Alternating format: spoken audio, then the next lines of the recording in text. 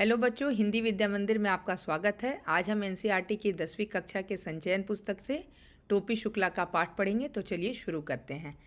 इफ़न के बारे में कुछ जान लेना इसलिए ज़रूरी है कि इफ़न टोपी का पहला दोस्त था। आज हमारा जो चैप्टर का नाम है ये टोपी शुक्ला है। और टोपी शुक्ला में इस पाठ में दो कैरेक्टर जो है वो अत्यंत महत्वपूर्ण है। पहला टोपी और दूसरा उसका मित्र इफ़न। तो यह कहानी उन्हीं दोनों के इर्द गिर्द घूम रही है। तो चलिए देखते हैं कि इस कहानी में क्या है। इफ़न के बारे में कुछ जान लेना इसलिए ज़रूरी है कि इफ़न टोपी का पहला दोस्त था। इस इफ़न को टोपी ने सदा इफ़न कहा। इफ़न ने इसका बुरा माना, परंतु इफ़न पुकारने पर बोलता रहा। इसी बोलते रहने से उसकी बड़ाई थी। यह नामों का चक्कर भी अजीब होता है। उर्दू और हिंदी एक ही भाषा है।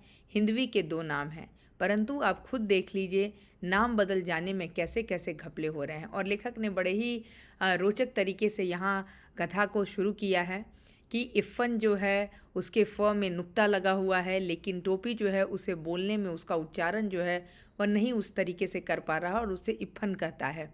स्टार्टिंग में उसे बुरा लगता है कि उसका नाम को सही ढंग से वो प्रोनाउंसिएशन नहीं कर रहा है, लेकिन धीरे धीरे जो है वह उसी में दोनों जो है एक दूसरे से जुड़ जाते हैं।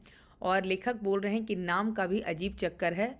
ठीक है, खुद हिंदी और उर्दू जो है वह एक ही भाषा, हिंदवी के ही दो नाम हैं, परंतु केवल नाम बदल जाने से बहुत सारे अलग अलग ये हो जाते हैं। आपका माइंड का कॉन्सेप्ट बदल जाता है। नाम कृष्ण हो तो उसे अवतार कहते हैं और मोहम्मद हो तो पैगंबर। नामों के चक्कर में पड़कर लोग यह भूल गए हैं कि दोनों ही दूध देने वाले जानवर चराया करते थे। दोनों ही पशुपति गोवर्धन और ब्रजकुमार थे। इसलिए तो कहता हूँ कि टोपी के बिना इफ़न और इफ़न के बिना टोपी न केवल यह कि अधूरे हैं बल्कि बेमानी हैं। यहाँ पर लेखक जो है कोई जाति धर्म के बारे में, एकता के बारे में कोई कहानी नहीं लिखे हैं, लेकिन इनडायरेक्ट रूप में उन जो दोनों मित्र थे वो दोनों दो धर्म से बिलोंग करते थे। तो लेखक ने कहानी की शुरुआत इस तरीके से की है कि जैसे केवल नाम बदल जाने से उसका बोलने का, व्यवहार करने का थोड़ा तरीका बदल जाता है, लेकिन उसके अर्थ बिल्कुल सेम ही होते हैं। जैसे हिंदू में हम कृष्ण बोलते हैं और हिंदू के अवतार का हम बोला जाता है कि विष्णु के अवतार हैं, उसी तरह मुस्लिम में, उर्दू में हम जो हैं वो पैगंबर बोला जाते हैं जो भगवान के दूत होते हैं। लेकिन वही बोल रहे हैं कि मोहम्मद पैगंबर और कृष्ण जो है वो दोनों ही गाय चराने वाले थे। वो दोनों ही ईश्वर के भक्त के रूप में हम ईश्वर के रूप में मतलब उन्हें याद करते हैं। अब कहानी जो है आगे देखिए। इफ़न की कहानी भी बहुत लंबी है, परंतु हम लोग टोपी की कहानी कह सुन रहे हैं। अब यहाँ पे इफ़न और टोपी जो है एक बहुत ही दोनों ही महत्वपूर्ण किरदार हैं इस कहानी के, लेकिन लेखक बोल रहे हैं कि हम केवल टोपी की कहानी बोल रहे हैं। इसलिए मैं इफ़न की भी पूरी कहानी नहीं सुनाऊंगा, बल्कि केवल उतना ही सुनाऊंगा जितनी टोपी की कहानी के लिए ज़रूरी है, क्योंकि इस कहानी का मुख्य जो पात्र है वो टोपी है। और जितना टोपी के मतलब उसके लाइफ में, उसके जीवन में इफ़न का पार्ट है, उतना ही लेखक उसकी चर्चा करेगा। मैंने इसे ज़रूरी जाना कि इफ़न के बारे में आपको कुछ बता दूं, क्योंकि इफ़न आपको इस कहानी में जगह जगह दिखाई देगा। न टोपी इफ़न की परछाई है, न इफ़न टोपी की। ये दोनों दो आज़ाद व्यक्ति हैं। इन दोनों व्यक्तियों का डेवलपमेंट एक दूसरे से आज़ाद तौर पर हुआ है। ऐसा नहीं कि दोनों कोई ट्विंस ब्रदर है, दोनों बिल्कुल अलग है। दोनों का जो अपब्रिंगिंग वो भी अलग है। दोनों का विकास अलग ढंग से हुआ है। इसीलिए लेखक ने यहाँ पे लिखा है कि डेवलपमेंट जो है वो दोनों के बिल्कुल आज़ाद तौर पर हुआ है। और इन दोनों को दो तरह की घरेलू परंपराएं मिली। दोनों अलग अलग घर से बिलोंग करते हैं। दोनों का रहन सहन, उठना बैठना सब कुछ अलग है। इन दोनों ने जीवन के बारे में अलग अलग सोचा, फिर भी इफ़न टोपी की कहानी का एक अटूट हिस्सा बिल्कुल मजबूत स्ट्रॉन्ग पार्ट है। यह बात बहुत महत्वपूर्ण है कि इफ़न टोपी की कहानी का एक अटूट हिस्सा है। तो चलिए देखते हैं कि इफ़न जो है वो टोपी की कहानी से किस प्रकार जुड़ा हुआ है। मैं हिंदू मुस्लिम भाई भाई की बात नहीं कर रहा हूँ। मैं यह बेवकूफ़ी क्यों करूँ? क्या मैं रोज़ अपने बड़े या छोटे भाई से यह कहता हूँ कि हम दोनों भाई भाई हैं? यदि मैं नहीं कहता तो क्या आप कहते हैं कि हिंदू मुस्लिम अगर भाई भाई है तो कहने की ज़रूरत नहीं? यदि नहीं है तो कहने से क्या फ़र्क पड़ेगा? मुझे कोई चुनाव तो लड़ना नहीं है और लेखक ने बड़े ही सादगी से यह बात कह डाली है कि अगर आपके मन में अपनत्व का भाव है तो उसे बताने की, उसे जाहिर करने की कोई आवश्यकता नहीं है। इसीलिए उन्होंने कहा है कि यहाँ पर मैं कोई हिंदू और मुस्लिम के एकता और ये के बारे में मैं बात ही नहीं कर रहा हूँ, और मैं ये बेवकूफ़ी में क्यों पड़ूँ। अगर आपके मन में अपनत्व है तो बोलने की ज़रूरत नहीं, और अगर नहीं है तो बोल कर भी कोई फ़ायदा नहीं। मैं तो एक कथाकार हूँ, एक कथा सुना रहा हूँ। मैं टोपी और इफ़न की बात कर रहा हूँ। ये इस कहानी के दो चरित्र, दो महत्वपूर्ण कैरेक्टर है इस स्टोरी के, और जो लेखक जो है इस कथाकार जो कहानी कहने वाले हैं, एक का नाम बलभद्र नारायण शुक्ला है और दूसरा का नाम सैयद जरगाम मुर्तज़ा। यानी दोनों का जो पूरा नाम है, एक का नाम जो है वह बलभद्र नारायण शुक्ला है और दूसरा का नाम जो है वह सैयद जरगाम मुर्तज़ा। नाम से ही पता चल रहा है कि एक जो है वह मुस्लिम धर्म से बिलोंग करता है और एक जो है वह हिंदू धर्म से बिलोंग करता है। एक को टोपी कहा गया है और दूसरे को इफ़न। इफ़न के दादा और परदादा बहुत प्रसिद्ध मौलवी थे। ठीक है, मौलवी जो पढ़ने पढ़ाने का भी काम करते हैं या जो पूजा वगैरह कराते हैं उन्हें भी बोलते हैं। काफिरों के देश में पैदा हुए, काफिरों के देश में मरे। काफिर मतलब जो दूसरे के देश बोला जाता है, दूसरे के देश में, परंतु वसीयत करके मरे कि ये लाश करबला ले जाई जाए। लेकिन वसीयत मतलब वसीयत एक ऐसा कागज़, एक डॉक्यूमेंट होता है जो व्यक्ति अपने मरने के पूर्व जो है वो बना देता है कि उसकी जो भी प्रॉपर्टी उसे किसे दी जाएगी इसके बारे में। और वो करबला जो है एक पवित्र स्थान है मुस्लिम लोगों का, तो वो उनकी उनकी इच्छा थी कि उनके मरने के बाद उनकी जो बॉडी है उसे वहाँ ले जाई जाए। उनकी आत्मा ने इस देश में एक सांस तक ना ली। उस खानदान ने जो पहला हिंदुस्तानी बच्चा पैदा हुआ वह बढ़कर इफ़न का बाप हुआ। यानी इफ़न के पिता जो है वह पहली बार मतलब वो उनका जो हिंदुस्तान में जन्म लिए। जब इफ़न के पिता सैयद मुर्तज़ा हुसैन मरे तो उन्होंने यह वसीयत नहीं की कि उनकी लाश करबला ले जाई जाए, वह एक हिंदुस्तानी कब्रिस्तान में ही दफन किए गए। और उनके पिता को भी, क्योंकि वह हिंदुस्तान में ही जन्म लिए थे और उन्हें यहीं पर उनका जो लास्ट रिचुअल्स होता वहीं पर किया गया। इफ़न की परदादी भी बड़ी नमाजी बीबी थी। इफ़न की जो परदादी थी वह भी बहुत नमाज, यानी बहुत तीनों टाइम नमाज जो मुस्लिम लोग पूजा करते हैं, जो नमाज़ पढ़ते हैं उसे वो करने में बहुत ही टाइमली वो क्या करती थी, इसलिए नमाजी वर्ड यूज़ किया गया है। करबला, नजफ़, खुरसान, काज़मैन और जाने कहाँ की यात्रा कराई थी। और बहुत जगह ये सारे जो पवित्र धर्म स्थल हैं जहाँ पर वो बहुत मतलब पूजा पाठ और बहुत ही धार्मिक महिला थी, तो वो इन सभी जगहों की यात्राएं कर चुकी थी।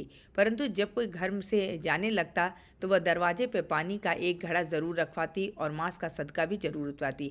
सदका मतलब टोटका मतलब आप बोल सकते हैं मन में अगर आपका कुछ है, बहुत सारी चीज़ें जैसे हम मानते हैं कि बिल्ली ने रास्ता काट दिया तो हमें रुक जाना चाहिए, या दूध जो है देखकर बुरा मानते हैं, मतलब बहुत सारा चीज़ है ऐसा जो लोगों को वहम है या कहीं ना कहीं उसमें लोगों का विश्वास है, इसलिए लोग उसे मानते हैं। तो इफ़न की जो दादी थी वह भी इन सब बातों में विश्वास करती थी और वो कहीं भी घर से निकलने के पहले उसका एक मतलब सदका जरूर उतरवाती थी। इफ़न की दादी भी नमाज रोजे की पाबंद थी, परंतु जब इकलौते बेटे को चेचक निकली तो वह चारपाई के पास एक टांग पर खड़ी हुई और बोली, माता मोरे बच्चों को माफ़ कर दियो। पूरब की रहने वाली थी, 9 या 10 बरस की थी जब ब्याह कर लखनऊ आई, परंतु जब तक जिंदा रही पूर्वी बोलती रही। और जो इनकी दादी थी वह पूरब से बिलोंग करती थी, उनके माता पिता जो है वह पूरब के में रहने वाले थे, लेकिन वह विवाह के बाद वह लखनऊ आ गई थी और उनके घर का रहन सहन तौर तरीका तो बिल्कुल अलग था और यहाँ आके उनको बिल्कुल ही अलग इन्वायरमेंट मिला। लेकिन वह अपने जो उनकी जो पूर्वी भाषा थी बोलने की, जो पूरब की ओर बोली जाती है जो भाषा, वह हमेशा वही भाषा बोलती रही। लखनऊ की उर्दू ससुराली थी, वह तो मायके की भाषा को गले लगाए क्योंकि इस भाषा के सिवा इधर उधर कोई ऐसा नहीं था जो उसके दिल की बात समझता। और होता है ना कि कोई भी लड़की अपने माता पिता के का जो घर, वहाँ जो चीज़ें हम सीखते हैं वह उसके दिल के ज़्यादा करीब, क्योंकि वो बचपन से वहाँ रह रही हैं तो इसलिए वो ज़्यादा हमारे दिल के करीब होता है। ठीक उसी तरह जो इफ़न की दादी भी थी वह जिस जगह से आई थी और उनकी बोली सब उनके हृदय में समाया हुआ था, इसलिए उनको वो भाषा के सामने मतलब आसपास कोई दूसरी भाषा उन्हें अपने दिल के करीब नहीं लगती थी। जब बेटी की शादी के दिन आए तो गाने बजाने के लिए उनका दिल फड़का, परंतु मौलवी के घर गाना बजाना भला कैसे हो सकता था। वो एक ज़मींदार की बेटी थी, वहाँ उनको हर तरह की आज़ादी थी, बहुत मौज मस्ती के साथ रहती थी, लेकिन उनका विवाह एक मौलवी के यहाँ हुआ था और इनके यहाँ काफ़ी नियंत्रण था, बहुत सारा चीज़ उनको फॉलो करना पड़ता था। तो जब उनके बेटे का विवाह हुआ तो जैसे विवाह में शादी, डांस, गाना होता है, तो इनकी भी करने की बहुत इच्छा थी, लेकिन इन्हें इन सब नियंत्रण के कारण वह अपने दिल की इच्छा जो है वो नहीं कर पाई। बेचारी दिल महसूस कर रह गए, दिल महसूस कर रहना मतलब बिल्कुल हेल्पलेस, अपने दिल की बात उन्हें दिल के अंदर ही रखनी पड़ी। और लेकिन हाँ, इफ़न की छठी यानी इफ़न का जब जन्म हुआ उनके पोते का, तो उसकी जो छठी जो एक आप बोल सकते हैं एक उत्सव मनाया जाता है बच्चे के जन्म के छठे दिन, तो उसमें उन्होंने खूब जी भर का जश्न मनाया, खूब अच्छे से उन्होंने उस उत्सव, उस खुशहाली को मनाया था। बात यह थी कि इफ़न अपने दादा के मरने के बाद पैदा हुआ था और तब तक उस समय जब इफ़न की जो जन्म हुआ था वो तब तक उसके दादा नहीं थे, तो इफ़न की दादी पर उस प्रकार का जो कंट्रोल उस समय उनके बेटे के विवाह के समय था वैसा अब नहीं रहा था। मर्दों और औरतों के इस फ़र्क को ध्यान में रखना ज़रूरी है, क्योंकि इस बात को ध्यान में रखे बगैर इफ़न की आत्मा का नाक नक्शा यानी उसके रंग रूप की समझ में नहीं आ सकता। तो इस बात को ध्यान रखना बहुत ज़रूरी है, क्योंकि हमारी जो अपब्रिंगिंग जो है, जो हम उसमें दो चीज़ का हमारा जो हम इनहेरिट करते हैं और जो हम इन्वायरमेंट से सीखते हैं, दो महत्वपूर्ण चीज़ें होती हैं। तो चूँकि उनकी इफ़न की जन्म जो है, इफ़न का जन्म उसके दादा की मृत्यु के पश्चात हुई थी, तो उसके जीवन पर ज़्यादा से ज़्यादा उसकी दादी का ही उस पर उसके जीवन पर प्रभाव पड़ा। इसलिए उसके मतलब वो जो स्ट्रॉन्गनेस जो उनके दादा का जो शक्ति था, उसने वो नहीं देखा था। इफ़न की दादी किसी मौलवी की बेटी नहीं थी, बल्कि एक ज़मींदार की बेटी थी। दूध घी खाती हुई आई थी, परंतु लखनऊ आकर वह उस दही के लिए तरस गई थी, जो घी पिलाई हुई काली हांडियों में आसामियों के यहाँ से आया करता था। और वह एक ज़मींदार की बेटी थी, उन्हें पैसे वाली थी, उनके घर में किसी प्रकार का कोई कमी नहीं था। लेकिन जब लखनऊ आई तो वहाँ इन्हें दूध दही खाने के लिए भी बहुत समस्या हो गई। बस मायके जाके जाती तो लपड़-सपड़ जी भर करके खाती। और होता है ना कि जब हम अपने घर जाते हैं, जैसे अगर कोई बच्चा हॉस्टल में रह रहा हो और वो अपने घर आए तो उसको किस तरह का फ्रीडम फ़ील होता है, उसी तरह लड़कियां भी जब अपने घर जाती हैं तो उन्हें मतलब आप ये नहीं कह सकते हैं कि मतलब वहाँ कोई बंदिश है, लेकिन फिर भी आप जब अपने जगह, अपने परवरिश की जगह जहाँ आपने जन्म लिया है, तो वो जगह आपके लिए बहुत फ़ेमिलियर होता है, तो उस जगह की बात ही कुछ और होती है और आपको एक नई, एक अलग तरह की खुशी देती है, जिसकी आप किसी दूसरी जगह से तुलना नहीं कर सकते। लखनऊ आते ही उन्हें फिर मौलवी बन जाना पड़ता, लेकिन जब वो अपने ससुराल आती तो फिर उनको चूँकि वो एक मौलवी की पत्नी थी, तो उन्हें वो संयम बरतना पड़ता था, उन्हें वो सारी चीज़ें मेंटेन करनी पड़ती थी। अपने मियाँ से उन्हें यही तो एक शिकायत थी कि वक्त देखे ना देखे बस मौलवी ही बने रहते थे, और इसके कारण उन्हें अपने पति से थोड़ा मतलब डिफरेंसेस भी था कि हमेशा वो एक स्ट्रिक्ट मतलब ये रहते थे, वो कभी भी उस मौलवी के रूप से, गेटअप से वो कभी बाहर नहीं निकलते थे। ससुराल में उनकी आत्मा सदा बेचैन रही। जब मरने लगी तो बेटे ने पूछा कि लाश करबला जाएगी या नज़फ़, तो बिगड़ गई, बोली ए बेटा, जौन तू से हमारी लाश ना संभली जाए तो हमरे घर भेज दी हो। मौत सिर पर थी, इसलिए उन्हें यह याद नहीं रह गया कि अब घर कहाँ है। और मरने के कुछ दिन पहले जब उनके पुत्र ने उनसे पूछा कि आप कहाँ चाहती हैं कि आपका लास्ट रिचुअल्स कहाँ हो, तो उनके बेटे तो वो बोली कि अगर तुम नहीं कर पाओ तो मेरे घर भेज देना। लेकिन कहाँ है उनका घर, वह उस घर की चर्चा नहीं कर पाई। घर वाले कराची में हैं और घर कस्टोडियन का हो चुका है। कस्टोडियन यानी मतलब दूसरे ये के हिस्से में आ चुका है। जिस संपत्ति पर किसी मालिकाना हक ना हो, उसका संरक्षण जो है वह करने वाला जो विभाग, कहने का मतलब कि इनका जो घर था अब घर वाले जो है वह कराची यानी पाकिस्तान में है, तो इनका घर जो है खुला हुआ, जिस पर मतलब आप जैसे कैसे ऑर्फन लवारिस की तरह, तो उसे गवर्नमेंट ने अपने अंडर कर लिया था, इसीलिए कस्टोडियन वर्ड यूज़ किया गया है। मरते वक्त किसी को ऐसी छोटी छोटी बातें भला कैसे ही याद रह सकती है। उस वक्त तो मनुष्य अपने सबसे ज़्यादा खूबसूरत सपने देखता है। यह कथाकार का ख्याल है, क्योंकि वह अभी तक मरा नहीं है, क्योंकि कथाकार अभी ये बातें वो इमेजिन कर रहा है, क्योंकि हम और आप केवल सोच ही सकते हैं उस क्षण को, क्योंकि हमें वो पता नहीं कि उस क्षण के बाद आदमी क्या ही महसूस करता होगा। इफ़न की दादी को भी अपना घर याद आया। उस घर का नाम कच्ची हवेली था। कच्ची इसलिए कि वह मिट्टी की बनी हुई थी। उन्हें दशहरी आम का वह बीजू पेड़ आज याद आया जो उन्होंने अपने हाथ से लगाया था। बीजू जो है वो आम का एक वैरायटी है, तो उन्होंने अपने हाथ से उसे अपने घर के बगीचे में लगाया था और जो उन्हीं की तरह बूढ़ा हो चुका था। ऐसी ही छोटी छोटी और मीठी मीठी बेशुमार चीज़ें याद आई, क्योंकि हमारे जीवन से जुड़ी जो वो बहुत सारी ऐसी बातें होती हैं जो हमारे स्मृति, हमारे जो यादगार में जो है वो हमेशा के लिए फीडेड हो जाती है, जो हमें हमेशा याद आती रहती है। वह इन चीज़ों को छोड़कर भला करबला या नजफ़ कैसे जा सकती थी, क्योंकि व्यक्ति का जो लगाव है उसके घर, उसके वो उस जगह से नहीं बल्कि उसकी यादों और से होता है। वो केवल एक मकान या जगह नहीं होती, बल्कि उसका एक अपना उस जगह से, जब हम किसी जगह से हमारा लगाव उस जगह में बिताए गए पलों से होता है, राइट। तो इसीलिए यहाँ पर बोला गया है, क्योंकि वो जहाँ पर बचपन वहाँ जहाँ बिताई थी वो इससे मतलब नहीं था कि वो कराची में या हिंदुस्तान में है। मतलब इससे ज़्यादा था कि उन्होंने अपना जीवन जहाँ बिताया था वह अपना जो लास्ट रिचुअल्स वहीं करना चाहती थी। वह बनारस के फातिमा में दफन की गई, क्योंकि मुर्तज़ा हुसैन की पोस्टिंग उन दिनों वहीं थी। इफ़न स्कूल गया हुआ था। नौकर ने आकर खबर दी कि बीबी का देहांत हो गया है।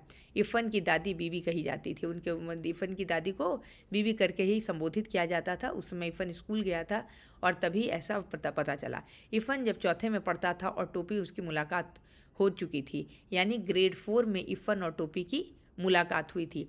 इफ़न को अपनी दादी से बड़ा प्यार था। प्यार तो उसे अपने अब्बू, अपनी अम्मी और अपनी बाजी और छोटी बहन नुजहत से भी किया करता था। मुस्लिम में जो है अपने पिता को अब्बू, अपनी माता को अम्मी और अपनी बड़ी बहन को बाजी के कह के संबोधित किया जाता है। तो वो अपने माता पिता, अपनी बड़ी बहन, छोटी बहन सबसे बहुत लगाव था, बहुत ज़्यादा प्यार प्रेम करता था। लेकिन दादी से वो ज़रा ज़्यादा प्यार किया करता था। अम्मी तो कभी कभार डांट मार लिया करती थी। बाजी का भी यही हाल था। अब्बू भी कभी कभार घर को कचहरी समझकर फैसला सुनाने लगते थे। कचहरी मतलब कोर्ट, ठीक है, न्यायालय। तो वो भी ऐसा मतलब कभी कभी घर में ही ऐसा माहौल बना देते थे कि जैसे वो कोर्ट का माहौल होता है, और वहाँ वो जज जो है जैसे फैसला सुनाता वो भी वैसा ही किया करते थे। नुजहत को जब मौका मिलता तो उसकी कॉपियों पर तस्वीरें बनाने लगती थी। उसकी छोटी बहन जो है वो कभी उसके बुक्स में ड्राइंग किया करती थी। बस एक दादी थी जिन्होंने कभी उसका दिल नहीं दुखाया। घर में होते हैं ना, आपके सिबलिंग्स आपसे लड़ते हैं, मम्मी पापा कभी ना कभी आपसे गुस्सा करते ही हैं, लेकिन जो हमारे ग्रैंड पेरेंट्स होते हैं वो हमसे बहुत ज़्यादा प्रेम, बहुत ज़्यादा प्यार करते हैं। तो उसी तरह इफ़न की जो दादी थी वह उसे बहुत प्रेम करती थी।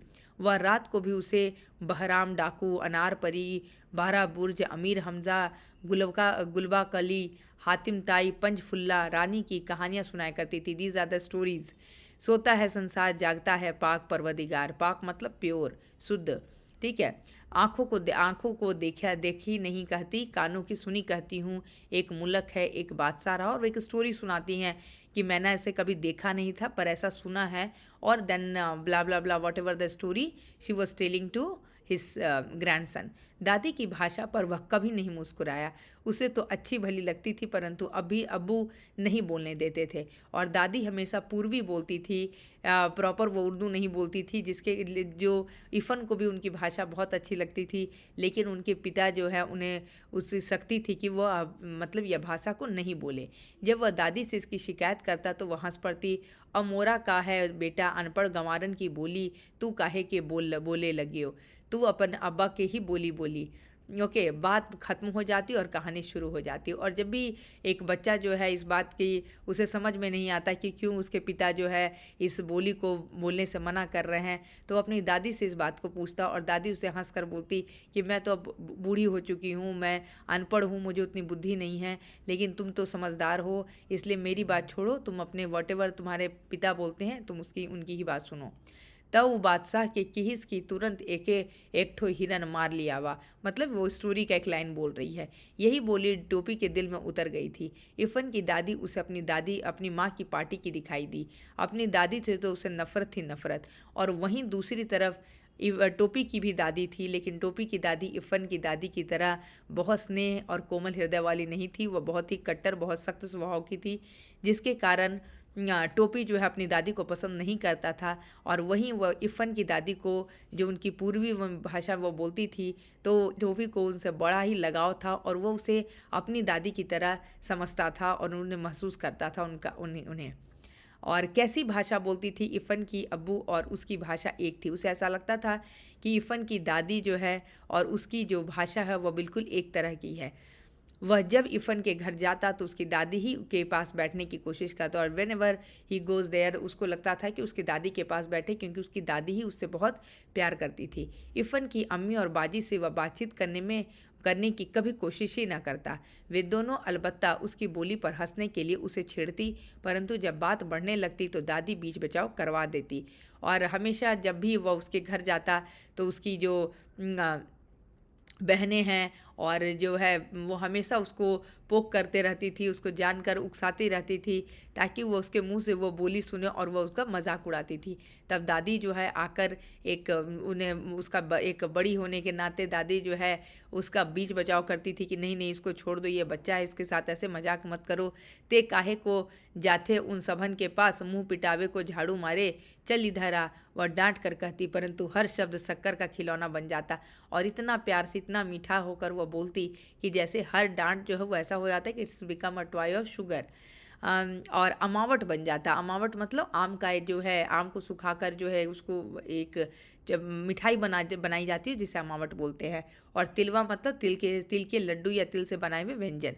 और वह चुपचाप उनके पास चला जाता। मतलब लेखक ने यहाँ पर मतलब दादी के द्वारा जो डांट भी है थोड़ी, जो वह गुस्सा भी करती हैं, तो उसकी तुलना वो अमावट और तिलवा यानी तिल से बने व्यंजन से किए। इतना इनकी उनकी बोली में इतनी मिठास होती थी। तोरी अम्मा का कर रही, दादी हमेशा यहीं से बात शुरू करती कि तुम्हारी अम्मा जो है तुम्हारा क्या कर रही है। पहले तो वह चकरा जाता है कि यह अम्मा क्या होता है, फिर वह समझ गया कि माता जी को कहते हैं। यह शब्द उसे अच्छा लगा, अम्मा। वह इस शब्द को गुड़ की डली की तरह चुभलाता रहा। अम्मा, आबू, अब्बू और बाजी, है ना। जब बच्चे नए नए शब्द को सीखते हैं तो उन्हें उससे बड़ा ही लगाव हो जाता है। यह बात वो उसे कोई फ़र्क नहीं पड़ता कि वो शब्द जो है वह कौन इस्तेमाल करता है या किस धर्म से लिया गया है, उसे कोई फ़र्क नहीं पड़ता। बच्चा जो है जो बात लगातार सुनता, उसे उस बात को बोलने में मज़ा आता है और वह नई नई चीज़ें सीखना पसंद करता है। डॉक्टर भृगु नारायण शुक्ला नीले तेल वाले के घर में भी 20वीं सदी प्रवेश कर चुकी थी। यानी खाना मेज कुर्सी पर होता था, लगता तो थालियां ही थी परंतु चौके पर नहीं। उस दिन ऐसा हुआ कि बैंगन का भुर्ता उसे जरा ज़्यादा अच्छा लगा। राम दुलारी खाना परोस रही थी कि टोपी ने कहा, अम्मी ज़रा बैंगन का भुर्ता। और मतलब यहाँ पे डॉक्टर भृगु नारायण शुक्ला यानी जो टोपी शुक्ला के पिता है, उनके घर का जो है उसका परिवेश के बारे में लेखक बता रहे हैं कि 20वीं सदी यानी 20वीं सेंचुरी प्रवेश कर चुकी है। अब वो लोग भी मेज कुर्सी पर खा रहे हैं। उनके आधुनिक मतलब थे, उनका रहन सहन जो है आधुनिक था, लेकिन उनकी परंपरा, उनका सोच अभी भी काफ़ी कट्टर, काफ़ी मतलब ये पुराने ये का था। और अचानक से एक उस दिन बैगन का भरता बना हुआ था, बैगन ब्रिंजल को बोलते हैं, और उसे आग में पकाकर उसे रोस्ट कर कर उसका एक भरता बनाया जाता है, उसका एक चटनी की तरह बोल सकते हैं। तो वो टोपी शुक्ला को खाने की इच्छा थी और उसने राम दुलारी को खाना परोस रही थी, मतलब जो घर की काम वाली है। तो टोपी ने कहा, अम्मी ज़रा बैगन का भुर्ता। लेकिन यह लाइन में उसने जो अम्मी शब्द इस्तेमाल किया था, मेज पर जितने हाथ थे रुक गए और जो लोग साथ में खाना खा रहे थे सभी बिल्कुल स्टैचू बन गए। जितनी आंखें थी वह टोपी के चेहरे पर जम गए और सभी जो है वह टोपी को घूरने लगे। अम्मी, यह शब्द घर में कैसे आया? अम्मी परंपराओं की दीवार डोलने लगी। ये लफ्ज़ तुमने कहाँ सीखा? सुभद्रा देवी ने सवाल किया। और उसकी जो दादी है सुभद्रा देवी, वो बोलती है कि यह जो है लफ्ज़ यानी यह वर्ड तुमने कहाँ से सीखा? क्योंकि उन्हें पता है कि हिंदू धर्म में जो हमारे जो बोलचाल की भाषा है, वहाँ हम अम्मी, अब्बू इस तरह के शब्दों का इस्तेमाल नहीं करते। लफ्ज़, टोपी ने की आंखें नचाई, लफ्ज़ का होता है माँ? ये अम्मी कहना तुमको किसने सिखाया है? यानी सुभद्रा देवी जो है, सॉरी, यहाँ पर उनकी माता जी का नाम है। और इसे लफ्ज़ वर्ड भी नहीं पता है, क्योंकि जो शब्द हम हिंदी में बोलते हैं उसे उर्दू में लफ्ज़ बोलते हैं। तो वो बोलती है, लफ्ज़ क्या होता है माँ? ये अम्मी कहना तुमको किसने सिखाया? दादी गर्जी। दादी को भी बहुत गुस्सा आया।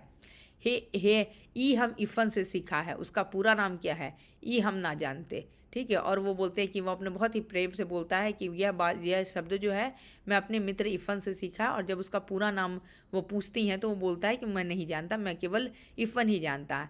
ते कौनो मियाँ के लड़का से दोस्ती कर लिए लेहले है बायकारे, राम दुलारी का आत्मा गनगना गई। और बहू तुमसे कितनी बार कहूँ कि मेरे सामने गंवारों की यह जवान न बोला करो। सुभद्रा देवी राम दुलारी पर बरस पड़ी, ठीक है।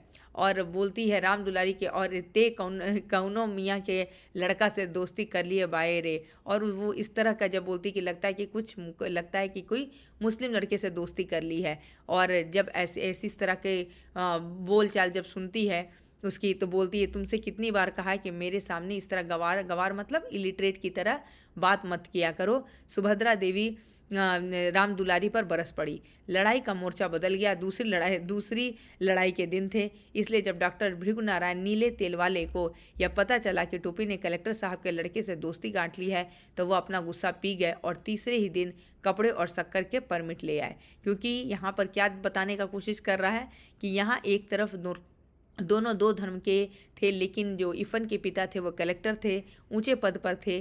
तो जैसे ही इनके पिता को पता चला कि वो ऊंचे पद पर हैं, काम करने वाले थे, तो उन्होंने जो गुस्सा था वह मतलब थोड़ा अपने आप को स्टेबलाइज कर लिए, और उन्हें लगा कि मेरा यहाँ काम निकल सकता है।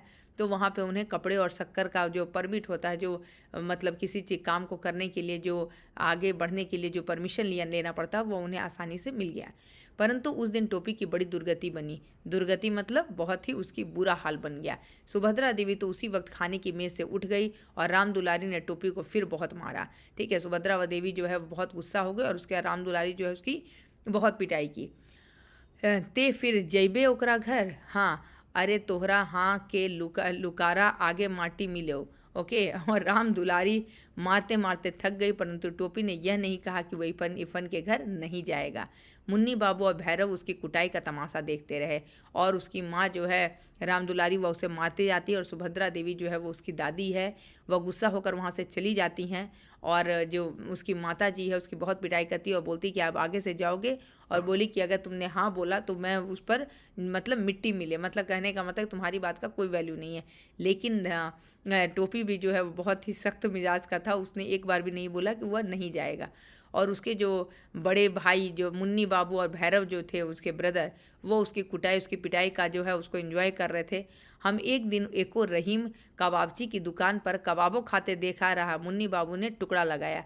और कैसे होते हैं कि जब मतलब उसके गुस्सा को और अधिक बढ़ाने के लिए, अपने उसका बदला लेने के लिए मुन्नी बाबू ने कहा कि हाँ मैंने देखा था कि एक दिन वह रहीम के दुकान पर कबाब भी खा रहा था। राम राम राम राम दुलारी घिन्ना के 2 कदम पीछे हट गई। टोपी मुन्नी की तरफ देखने लगा, क्योंकि असलियत यह थी कि टोपी ने मुन्नी बाबू को कबाब खाते देख लिया था, और मुन्नी बाबू ने उसे एक इकन्नी रिश्वत की दी थी। टोपी को यह मालूम था, परंतु वह चुगलखोर नहीं था। उसने अब तो मुन्नी बाबू की कोई बात इफ़न के सिवा किसी और को नहीं बताई थी।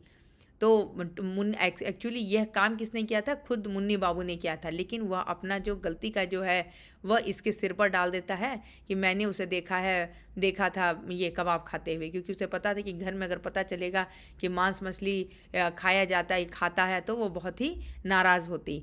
लेकिन यह जब बात इफ़न को यह बिल्कुल पता था, लेकिन इफ़न जो है वह चुगली करने वाला नहीं था, होता ना बैक बाइटिंग करना कि इसकी बातें इधर की उधर करना, वह उसे पसंद नहीं था। इसलिए वह चुपचाप सारी बातें सुन गया। वह केवल अपनी सारी बातें जो है वह इफ़न के साथ ही शेयर करता था, तो केवल उसने उसे ही बताई थी।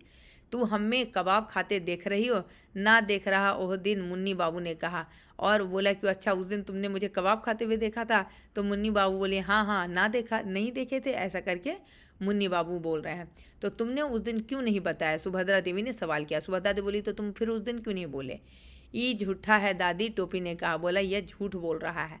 उस दिन टोपी बहुत उदास रहा। वह अभी इतना बड़ा नहीं हुआ था कि झूठ और सच के किस्से में पड़ता, और सच्ची बात तो यह थी कि वह इतना बड़ा कभी नहीं हो सका। उस दिन तो वह इतना भी पिट गया कि उसका सारा बदन दुख रहा था। और वो एक बच्चा था, 4th क्लास में पढ़ने वाला बच्चा, जिसको सच झूठ और इतनी बड़ी बड़ी बातों से वो इस नहीं जानता था कि क्या ज़रूरी है, क्या बोलना चाहिए, क्या नहीं बोलना चाहिए, या किस बात को छुपाना चाहिए। वो बहुत ही मतलब साफ हृदय का बच्चा था। वह जो भी था वह सब कुछ बता देता था, और जिसके कारण उसकी बहुत पिटाई हुई। उस दिन उसका पूरा बदन दर्द कर रहा था, पूरा बॉडी पेन हो रहा था।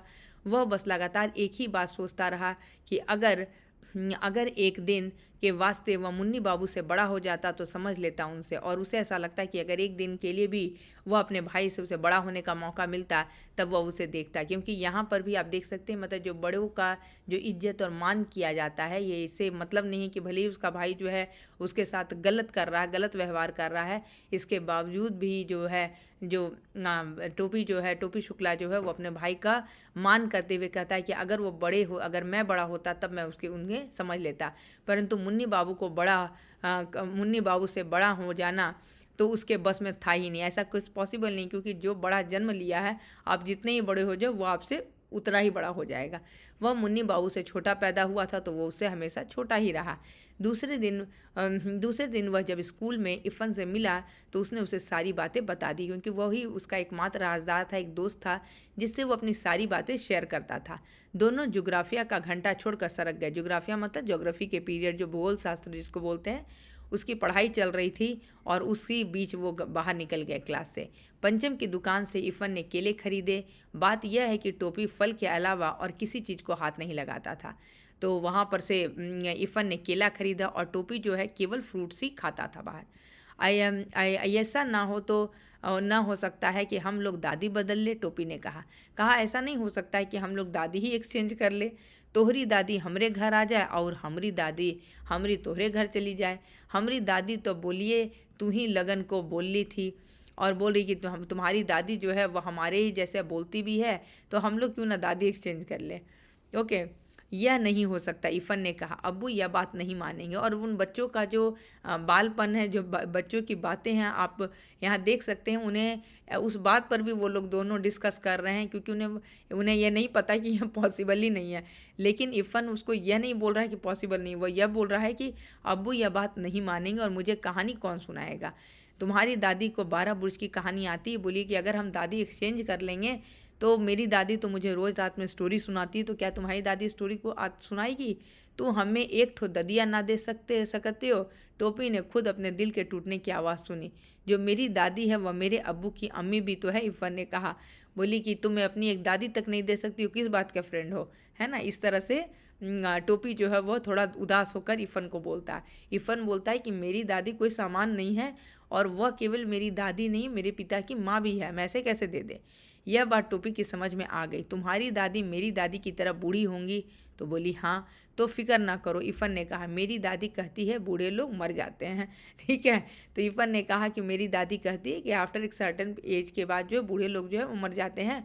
हमारी दादी ना मरी है, मरेंगी कैसे नहीं, क्या मेरी दादी झूठी है? तो ये बोलती कि नहीं नहीं, तुम्हारी मेरी दादी लेकिन नहीं मरेगी, ये टोपी शुक्ला बोलता है। बोली नहीं नहीं, मेरी दादी झूठ नहीं बोलती, इफ़न ने कहा। बोली मेरी दादी बोली है कि जो लोग बूढ़े हो जाते हैं वो लोग मर जाते हैं। ठीक उसी वक्त नौकर आया और पता चला कि इफ़न की दादी मर गई। और उसी समय अचानक से पता चला कि इफ़न दादी जो है वह सही में इस दुनिया से चली गई हैं। इफ़न चला गया, टोपी अकेला रह गया। वह मुंह लटकाए हुए जिम्नेजियम में चला गया। बूढ़ा चपरासी एक तरफ बैठा बीड़ी पी रहा था, वह एक कोने में बैठकर रोने लगा, क्योंकि उसे इफ़न की दादी से बहुत लगाव था।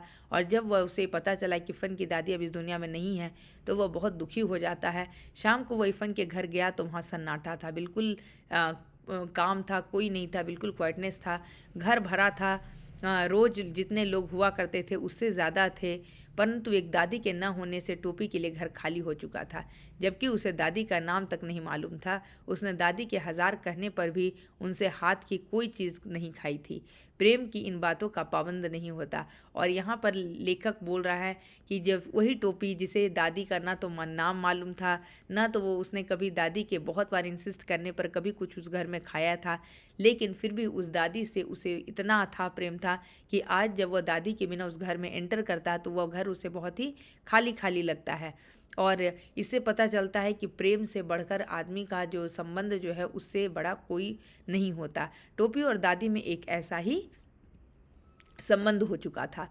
इफ़न के दादा जीवित होते तो वह भी इस संबंध को बिल्कुल उसी तरह न समझ पाते जैसे टोपी के घर वाले न समझ पाए। और बोल रहा है कि अगर इफ़न के दादा, क्योंकि वो मौलवी थे, वो बहुत स्ट्रिक्ट थे, वो भी शायद इस बात को नहीं समझ पाते जैसे टोपी के घर वाले इस प्रेम को नहीं समझ पा रहे हैं। क्योंकि जब आप स्ट्रिक्ट हो जाते हैं, जब आप स्टिफ हो जाते हैं, तो आप किसी चीज़ को समझने की कोशिश नहीं करते।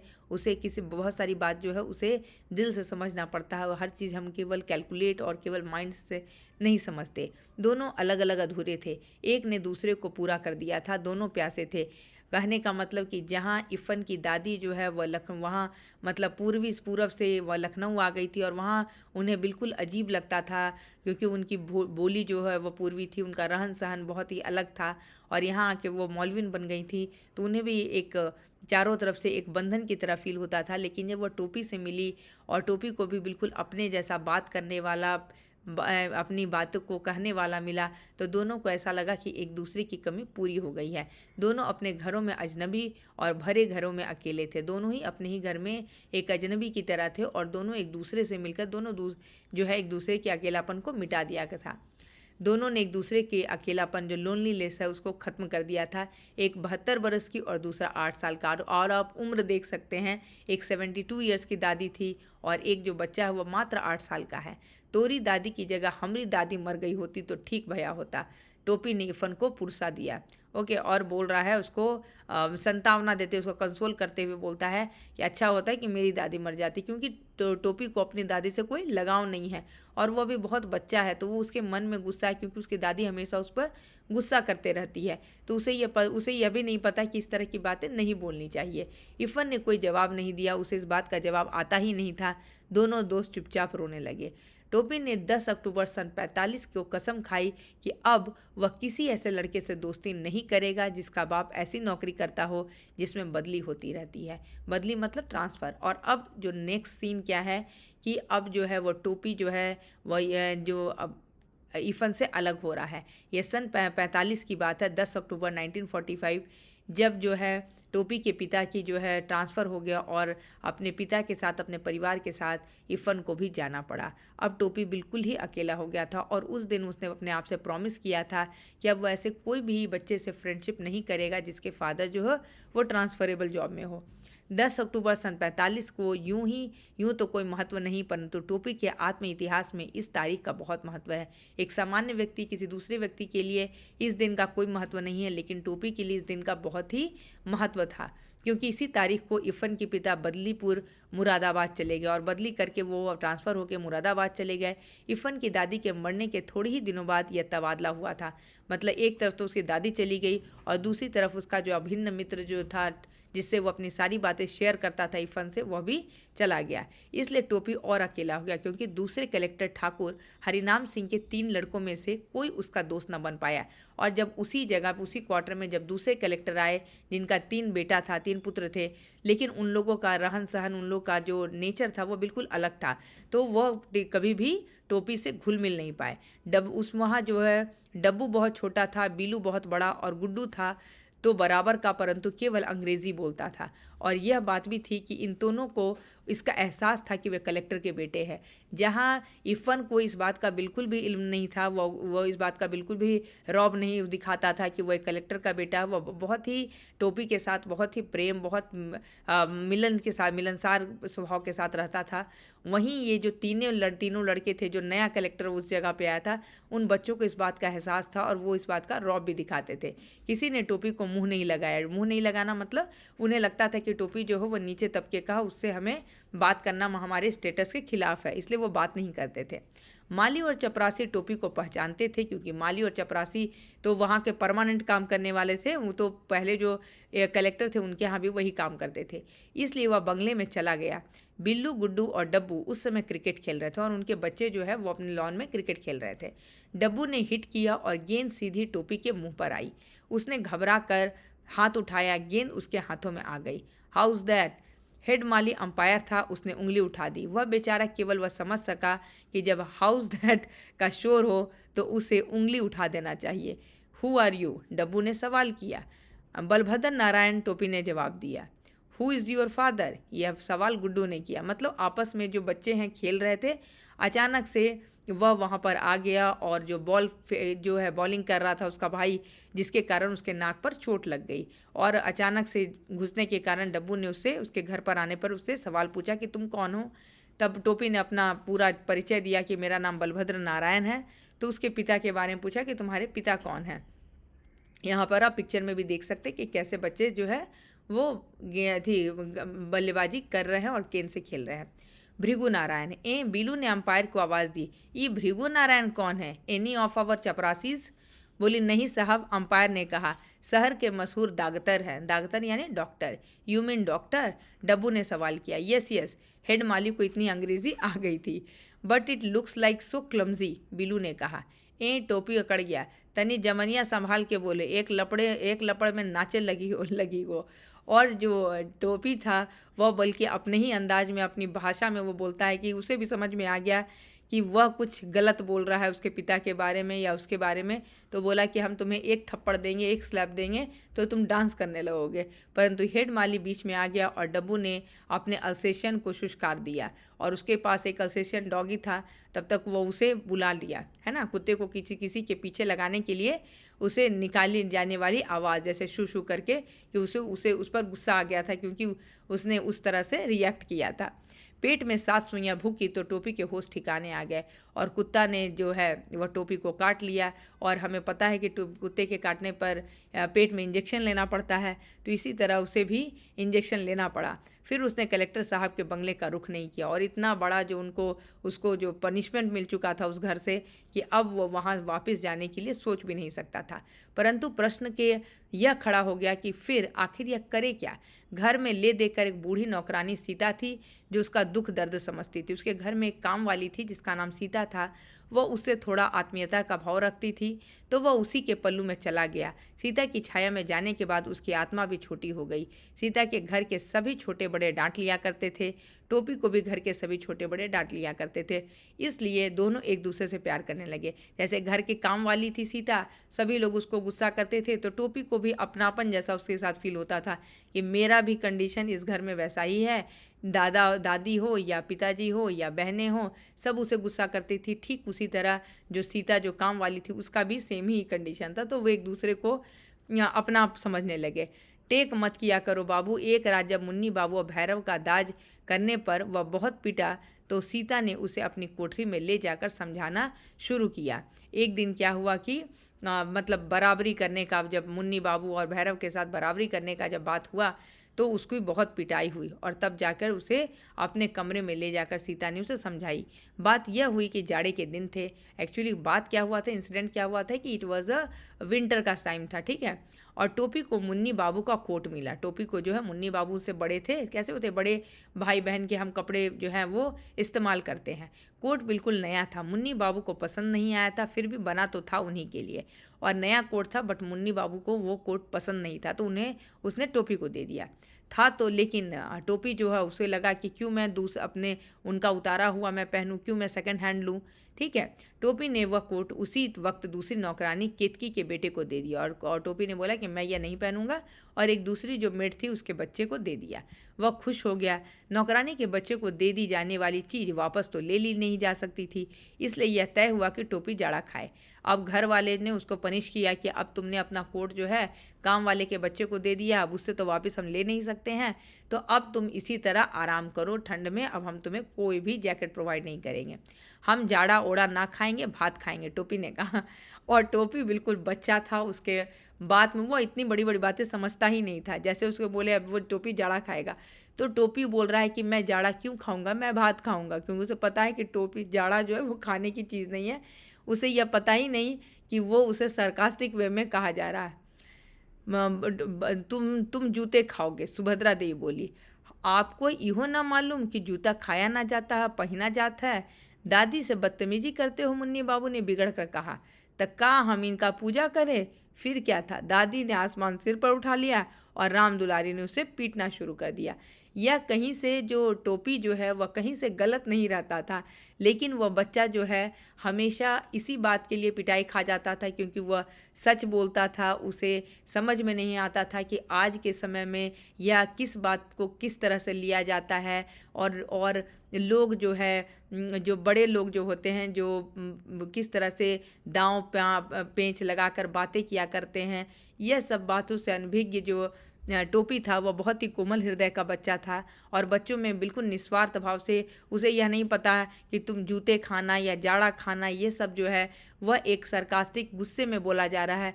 वह उसे भी बहुत ही प्रेम से उस बात को लेकर बोलता है और समझाने की कोशिश करता है अपने घर वालों को कि ये खाने की चीज़ नहीं है, इसे पहना जाता है, और ये सब बातें पे उन्हें और गुस्सा आ जाता है और उसकी पिटाई हो जाती है। तो लेखक ने इसे इस कथा में बहुत ही मतलब अच्छे ढंग से पेश किया है कि बहुत बार ऐसा होता है कि बच्चे जब कुछ बोलते हैं तो उनकी बातों में वही बचपना वही ये रहता है, लेकिन बड़े उनकी बातों को कभी कभी समझ नहीं पाते। तो 10वीं में पहुंच गई बाढ़, सीता ने कहा तुम्ही दादी के से टराव के ता नाम चाही किन तुहर दादी बड़ीन। और सीता और उसको समझा रही कि तुम 10th में आ गए हो, तुम्हें अपनी दादी से कैसे बात करनी चाहिए ये तुम्हें नहीं पता। सीता ने तो बड़ी आसानी से कह दिया कि वह 10वें में पहुंच गया है, परंतु यह बात इतनी आसान नहीं थी। 10वें में पहुंचने के लिए उसे बड़े पापड़ बेलने पड़े, और जब उसको जो काम वाली उसको लेकर समझाती कि देखो ऐसे बड़े लोगों से बात नहीं करते, तुम 10th में आ गए हो, तो टोपी का एक और दर्द सामने आ गया क्योंकि वो 10th भी इतनी आसानी से नहीं पहुंचा था। परंतु यह बात इतनी आसान नहीं थी। 10वीं में पहुंचने के लिए उसे बड़े पापड़ बेलना मतलब बहुत मुश्किल से उसने यह पास किया था। 2 साल वह फेल हो गया था। ओके, 90 में तो वह सन 49 में ही पहुंच गया, परंतु 10वें में वह सन 52 में पहुंचा, यानी 1949 में वह 9th में पहुंच गया था, लेकिन 1952 यानी 2 साल उसे 10th में आने में लग गए क्योंकि 2 साल 9th में फेल कर गया। जब वह पहली बार फेल हुआ तो मुन्नी बाबू इंटरमीडिएट में फर्स्ट आए और भैरव छठे में, और उसका जो बड़ा भाई मुन्नी बाबू वो +2 में फर्स्ट आया, और उसका जो छोटा भाई वो 6th में। सारे घर में उसे जवान के नोक पर रख लिया गया। वह बहुत रोया। आप सबको, एक तो ऐसे ही लोग उसे नहीं पसंद करते थे, और अब वह और भी लोग उसे डांटने फटकारने लगे। बात यह नहीं कि वह गाउदी नहीं था, ऐसा नहीं था कि वह पढ़ने में बुरा नहीं था, वह भोंदू था, ऐसा नहीं था। वो अच्छा था, वह काफ़ी तेज़ था, परंतु उसे कोई पढ़ने ही नहीं देता था। वह जब भी पढ़ने बैठता मुन्नी बाबू को कोई काम निकल जाता या राम दुलारी को कोई ऐसी चीज़ मंगवानी पड़ जाती जो नौकरों से नहीं मंगवाई जा सकती थी। यह सब कुछ ना कुछ होता तो पता चलता है कि भैरव ने उसकी कॉपियों ने हवाई जहाज़ उड़ा डाले हैं। मतलब घर के सभी लोग उसे बहुत ही मतलब इग्नोर करते थे, उसे पसंद नहीं करते थे। जैसे नॉर्मली जो है माता पिता सभी बच्चों के साथ एक जैसा ट्रीट करते हैं, लेकिन यहाँ पर कहानी में वैसा लग रहा है कि भैरव और मुन्नी बाबू जो है उन पर ज़्यादा वो लाड प्यार दिखाते थे कंपेयर टू टोपी। हो सकता है उनकी बात करने का तरीका, या वो लोग ज़्यादा स्मार्ट थे, उन्हें पता था कि किस तरह की बातें करने से हमारी दादी या हमारी माँ खुश होंगी। वह उसी तरह की बातें किया करते थे क्योंकि वो बड़ी थे। लेकिन जो टोपी था वह बहुत ही दिल का साफ था, उसे पता नहीं था कि क्या बोलने पर मम्मी या दादी गुस्सा करेगी, जिसके कारण हमेशा वह फंस जाता था। और वह काफ़ी और तेज होने के बावजूद भी वह कभी बैठ नहीं पाता था पढ़ने के लिए। हमेशा कभी बड़ा भाई उसे कुछ लाने के लिए बोल देता और वह मना नहीं कर पाता। जब वह बाज़ार चला जाता तो वह छोटा भाई उसके पेपर्स कॉपी से पेज फाड़ कर उसे हवाई जहाज़ बनाने लगता। दूसरी साल और सेकेंड टाइम क्या हुआ, उसे टाइफाइड हो गया। तीसरे साल समहाउ वो 3rd डिवीज़न पास हो गया। यह 3rd डिवीज़न कलंक के टीके की तरह उसके माथे पर चिपक गया। कलंक का टीका मतलब जस्ट लाइक अ ब्लैक स्पॉट, क्योंकि जहां उसका भाई +2 में फर्स्ट आया था, यह 3rd ग्रेड के साथ वो पास किया। परंतु हमें उसकी मुश्किलों को भी ध्यान में रखना चाहिए। सन 49 में वह अपने साथियों के साथ था, वह फेल हो गया। साथी आगे निकल गए, वह रह गया। सन 50 में उसे उसी दर्जे में उन लड़कों के साथ बैठना पड़ा जो पिछले साल 8वें में थे। अब चूंकि फेल हो गया तो उसे तो एक से एक सेशन जो है पहले वाले बच्चों के साथ फिर उसको मौका मिला बैठने का। अब वो सारे बच्चे उससे छोटे थे तो he was also feeling ashamed. उनके साथ वो तालमेल नहीं बैठा पा रहा था। पीछे वालों के साथ एक ही दर्जे में बैठना कोई आसान काम नहीं है। उसे बहुत ही इंसल्टेड, बहुत ही एम्बैरेस फील होता था। उनके दोस्त 10वें में थे, वह उन्हीं से मिलता, उन्हीं के साथ खेलता और अपने साथ हो जाने वालों में से किसी के साथ उसकी दोस्ती न हो सकी। वह जब भी क्लास में बैठता उसे अपना बैठना अजीब लगता। उस पर सितम यह हुआ कि कमज़ोर लड़कों को मास्टर जी समझाते तो उसकी मिसाल देते और साथ साथ टीचर भी जो है वह अगर किसी बच्चे को गुस्सा करना होता या डांटना होता तो वो टोपी की ही एग्जाम्पल देते कि देखो अगर नहीं पढ़ाई करोगे तो तुम्हारा ऐसा ही हाल होगा और फिर तुम 2 साल इसी कक्षा में रहोगे। तो किसी भी बच्चे के सामने उसे इस तरह से ह्यूमिलिएट करने से आप समझ सकते हैं कि उसे कितना बुरा लगेगा। और क्या मतलब है साम अवतार या मोहम्मद अली बालभद्र की तरह इसी दर्जे में टिके रहना चाहते हो क्या? और दे आर गिविंग एग्जाम्पल कि एक दो बच्चों का नाम कि क्या चाहते हो कि तुम बालभद्र की तरह इसी क्लास में रहना चाहते हो। यह सुनकर सारा दर्जा हंस पड़ता और पूरी कक्षा जो है वह हंसने लगती। हंसने वाले वे होते थे जो पिछले साल 8वें में थे। वह किसी न किसी तरह इस साल को झेल गया, परंतु जब सन 51 में भी उसे 9वें दर्जे में बैठना पड़ा तो वह बिल्कुल गीली मिट्टी का लौंदा हो गया। गीली मिट्टी का लौंदा मतलब एक अगर गीली मिट्टी को आप जिस तरह का शेप दे दो उस तरह का शेप हो जाएगा। मतलब नाउ ही बिकम वेरी, अब उसे किसी तरह की शर्म भी नहीं लगती थी क्योंकि अब वो 7वें दर्जे के बच्चों के साथ बैठ रहा था। तो ही वॉज मतलब इतनी तरह से वो अंदर से टूट चुका था कि अब उसे कुछ भी बोल दो उस पर कोई असर नहीं, क्योंकि अब तो वह 10वें में भी कोई उसका दोस्त नहीं, क्योंकि 10वें वाले भी निकल चुके थे आगे। अब 8वें वाले 10वें में थे और 7वें वाले उसके साथ। उनके बीच में वो अच्छा खासा बूढ़ा दिखाई देता था क्योंकि अब वो एज्ड भी था इन सारे बच्चों से, क्योंकि जो उसके साथ आए अब उन्हें जिनके साथ बैठना था वह उसके 2 साल छोटे थे और जो आगे थे वो भी उससे छोटे थे। तो अब वह किसी के साथ ऐसा नहीं था जिसके साथ वो अपनी बातें शेयर कर सके। वो अपने भरे पूरे घर में भी अपने स्कूल में भी बिल्कुल अकेला हो गया था। मास्टरों ने उसका नोटिस लेना बिल्कुल ही छोड़ दिया था और टीचर भी अब उस पर बिल्कुल ध्यान नहीं दे रहे थे। कोई सवाल किया जाता जवाब देने के लिए वह भी हाथ उठाता तो कोई मास्टर उसे जवाब ना पूछता, परंतु जब उसका हाथ उठता ही रहा तो एक दिन अंग्रेजी साहित्य के मास्टर साहब ने कहा, 3 बरस से यही किताब पढ़ रहे हो तो तुम्हें तो सारे जवाब जवानी याद हो गए होंगे। इन लड़कों को अगले साल हाई स्कूल का इम्तिहान देना है, तुमसे पर साल पूछ लूँगा। और टीचर भी उसको ह्यूमिलिएट करते हुए जब वो जवाब भी देना चाहता तो टीचर क्या बोल रहे कि तुम तो 2 साल से ही पढ़ रहे हो, तुम्हें तो बिल्कुल याद होगा, तो तुम अभी रहने दो, next year anyway you will be in this class only. बाकी जो बच्चे हैं उनको एग्ज़ाम देना उन पर।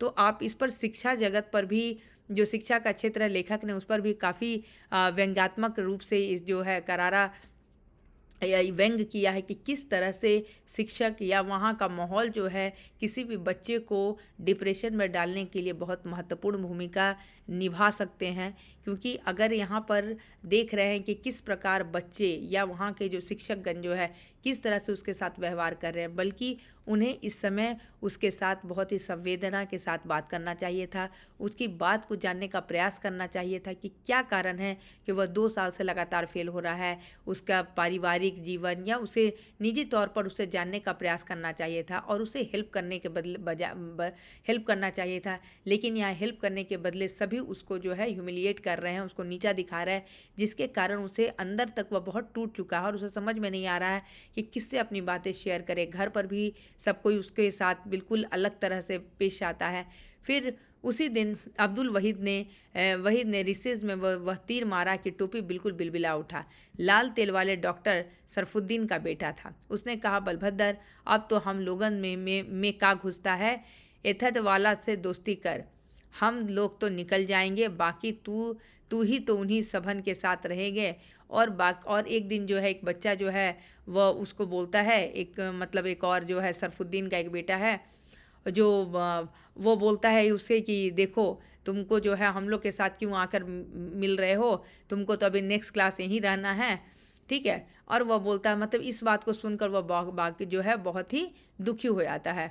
3 बरस से यही किताब पढ़ रहे हो, तुम्हें तो ये हुआ।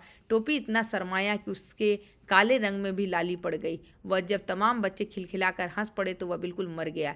जब वह पहली बार 9वें में आया था तो वह भी इन्हीं बच्चों की तरह बिल्कुल बच्चा था। जब 9th में जब पहली बार वो आया था तो इसी तरह बच्चों की तरह वो भी बच्चा था, लेकिन 2 साल में वह बिल्कुल मतलब ऊपर से बहुत एज्ड हो चुका था, लेकिन अंदर से अभी भी उसका हृदय जो एक बच्चे की तरह ही था और उसे समझ नहीं आता था कि वह किस तरह से रिएक्ट करे। पर फिर उसी दिन अब्दुल वहीद ने रिसेस में वह तीर मारा कि टोपी बिल्कुल बिलबिला उठा और उसे और भी दुखी करने के लिए वहीद क्लास का सबसे तेज़ लड़का था। वहीद जो है वो उस क्लास का बहुत ही होनहार बच्चा था, मॉनिटर भी था और सबसे बड़ी बात यह थी कि वह लाल तेल वाले डॉक्टर सरफुद्दीन का बेटा था। उसने कहा कि बलभद्र, अबे तो लोग हम लोगन का में का घुसता है, एर्थ वालों से दोस्ती कर, हम लोग तो निकल जाएंगे, बाकी तू ही उन सबन के साथ रह के।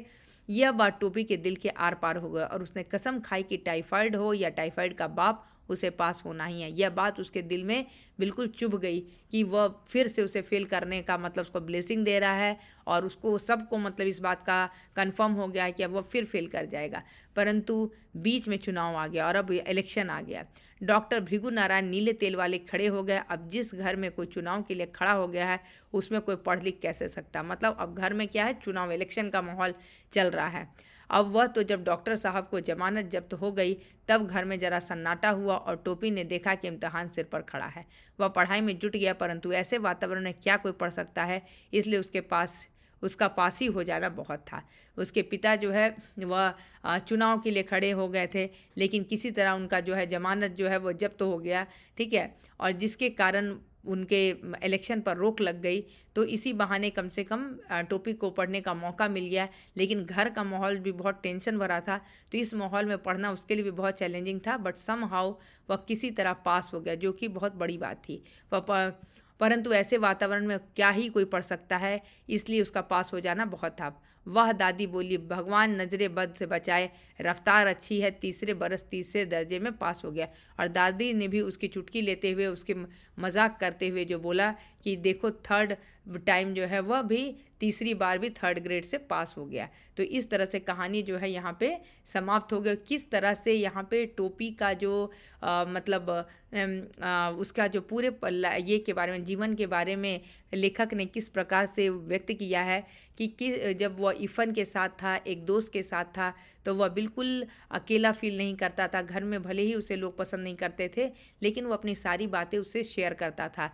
जब उसकी दादी थी तो उसे बड़ा अच्छा फील होता था, लेकिन जब सब कोई चला गया वह बिल्कुल अकेला पड़ गया और उसे ना तो घर वाले और ना ही स्कूल वाले उसका साथ देते थे।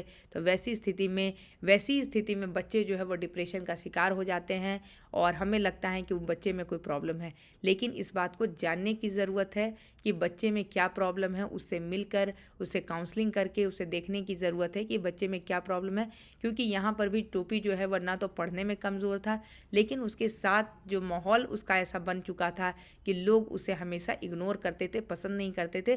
तो समवेयर उसके माइंड में भी अपने लिए वैसा ही फीलिंग आ गया था और वो भी अपने आप को कमज़ोर समझने लगा था, और जिसके कारण ये सब सारी बातें होती चली गई। तो इस कहानी के माध्यम से हमें एक बहुत बड़ी चीज़ सीख मिलती है कि हमें अपने विद्यालय में, आप सभी विद्यालय में पढ़ते हैं और विद्यालय में बहुत बार हम अपने आसपास के बहुत सारे ऐसे बच्चों को देखते हैं जो पढ़ने में शायद थोड़े कमतर हों, थोड़े कमज़ोर हों, लेकिन उन्हें उस तरीके से हमें ट्रीट नहीं करना चाहिए, चाहे वो आपका सहपाठी हो या फिर उस स्कूल का टीचर हो। क्योंकि अच्छे बच्चों को तो सभी पसंद करते हैं, लेकिन जो बच्चे कमज़ोर हो उन्हें हम कैसे आगे बढ़ाएं और उसमें हम किस तरह से उन्हें पॉजिटिव मतलब एटीट्यूड उन्हें की तरह के साथ उन्हें अपने आगे ले जा सकते हैं, इस बात पर ध्यान देना बहुत ज़रूरी है। नहीं तो ये बच्चे जो है वह केवल मानसिक तौर पर ही, शारीरिक मतलब पढ़ाई में तो पीछे चले ही जाएंगे, बल्कि मानसिक तौर से भी वह बिल्कुल बीमार पड़ जाएंगे। तो यहाँ पर इस पाठ में हमने देखा कि लेखक का वह अपने मित्र के द्वारा अथाह लगाव धर्म जाति से पड़े और इफ़न और टोपी की दोस्ती थी, जहाँ धर्म और जाति कोई भी मायने नहीं रखती है और प्रेम सबसे ऊपर था। इफ़न की दादी से स्नेह यह बताता है कि प्रेम किसी भी जाति, धर्म, बोली से बड़ा नहीं होता। यहाँ पर थोड़ा सा एरर हो गया है, जाति में त में छोटी की मात्रा और कभी कभी टाइपिंग एरर हो जाता है। और शिक्षा व्यवस्था में बदलाव की आवश्यकता की ओर लेखक ने ध्यान आकर्षित किया है कि शिक्षा व्यवस्था में कुछ चीज़ें चेंजेस होने की आवश्यकता है, तभी बच्चे जो है मानसिक और शारीरिक और शैक्षिक रूप से पूर्ण रूप से उनका डेवलपमेंट हो सकता है। यहाँ पर हमारे 11 प्रश्न हैं, ये सारे प्रश्नों का उत्तर हमने यहाँ पे लिख दिया है, तो आई थिंक ये आपके लिए हेल्पफुल होगा। और इसके साथ साथ अगर आपको वीडियो में किसी प्रकार की कोई परेशानी या कुछ समझने में कोई समस्या हो गई हो तो आप कमेंट बॉक्स में लिखिए, उसका मैं ज़रूर से ज़रूर जवाब देने का प्रयत्न करूँगी। आशा करती हूँ कि आज का वीडियो आप लोगों को पसंद आया हो और ये इफ़न और टोपी की दोस्ती वाली कहानी टोपी शुक्ला आप लोगों को अच्छी लगी हो। तो अगर वीडियो आप लोगों को अच्छा लगे तो आप वीडियो को लाइक कीजिए और चैनल को सब्सक्राइब कीजिए। मिलते हैं अगली कक्षा में, तब तक के लिए आप सबको धन्यवाद।